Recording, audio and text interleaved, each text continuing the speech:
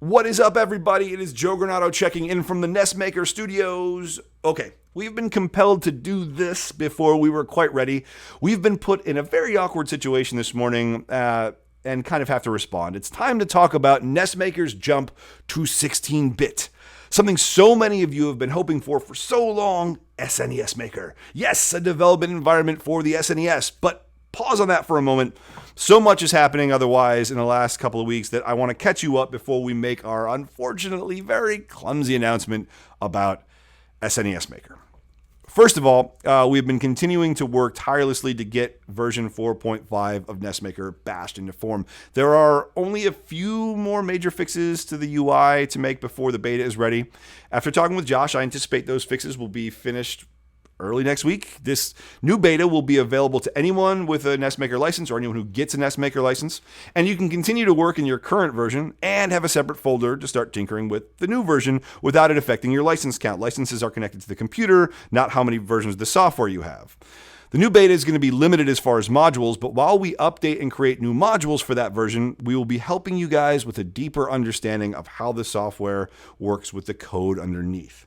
So that even users who are very trepidatious about digging in on a code level are going to feel comfortable starting to dabble in 6502 assembly language, and we can have even cooler games. Also, we've been working very hard on the strategy guide, which I know some of you guys have been waiting on. It's going to be tailored for this version, and we're already making all those updates. We've also been working very hard on Bite Off 2020. Some of you guys have probably seen the Polymega test footage, and dude, it's so exciting to see the inclusion of so many Nest Maker demos from last year's competition appearing on that console. It's so cool. Speaking of Bite Off, that brings us to the topic at hand. I've received at least 24 messages overnight on various platforms, so let's address the SNES. On November 12, 2019, we began talking about the mysterious Project Vulcanalia. Vulcanalia was the ancient Roman celebration to the deity of fire. Vulcanalia festivals take place on August 23rd. On August 23rd, 1991, Nintendo released the Super Nintendo in North America. The codename Project Vulcanalia was our little puzzle, first piece of a puzzle, which we were going to have a lot of fun with and embellish for you guys as we neared an official announcement that we have been working on SNES Maker. By November 12th, 2019, when we first posted the words Project Vulcanalia, we had already been hard at work. In fact, you all probably remember me saying over and over again that a new eventual 5.x version would be dramatically different and that you guys would love some of the features I wasn't quite ready to talk about yet. Well, one of those features is being able to push to supplemental platforms like the SNES. This teaser announcement was slated to come during Bite Off 2020 awards show and would have featured a fun segment with Trollburner. This was supposed to have happened already, but coronavirus skewed our timeline just like it's fucking up everything else. Now, as some of you have seen, a maker tool for the SNES was announced yesterday with a website collecting emails for eventual crowdfunding efforts. The developer behind this project is a guy named Andrew West. Originally, he didn't know that we were already in development for this, and about 2 months ago, he politely reached out to me about him pursuing a Super Nintendo development environment and asked if we had any problem with that. He's been nothing but cordial and respectful. However, at that time, we let him know, we let him in on the secret, that we are working on Super Nintendo Maker, and after some back and forth, I offered to invite him to collaborate with our team, as I felt that collective efforts would be stronger than competing efforts in making the coolest tool chain possible.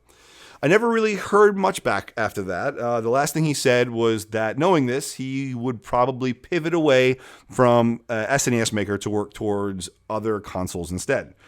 Now, just before we're about to announce our teaser that yes, we're making Super Nintendo Maker, the teaser for his SNES development tool appears on the scene.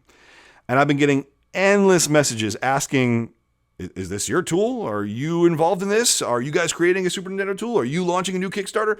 And you can see how the answer is very confusing since we weren't ready to announce it quite yet. But yes, we are. And no, his tool's not ours.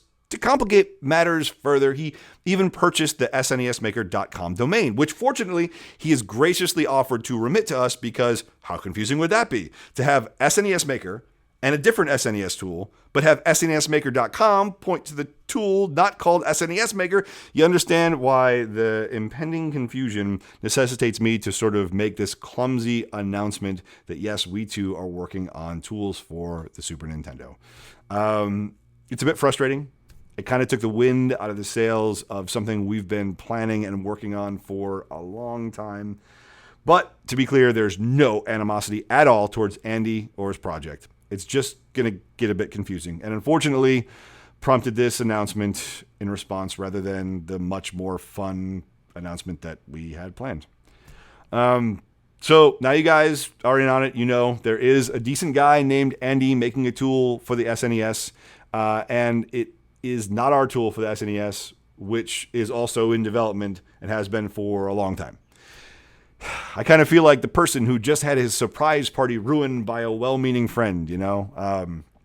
Anyway, we love anyone who is cool, who is doing this kind of stuff. So we celebrate another person working to keep these retro consoles alive. Good luck to Andy, and hopefully a little friendly rivalry will only lead to both projects being better. I'll continue to open the dialogue with him in hopes of collaboration rather than competition, but in the end, that's totally going to be up to him. In the next week or so, please be on the lookout for some exciting new video updates on Mystic Searches, on the new version of NES Maker, and on Bite Off 2020. Please stay safe and healthy, everybody, and I will talk to you soon.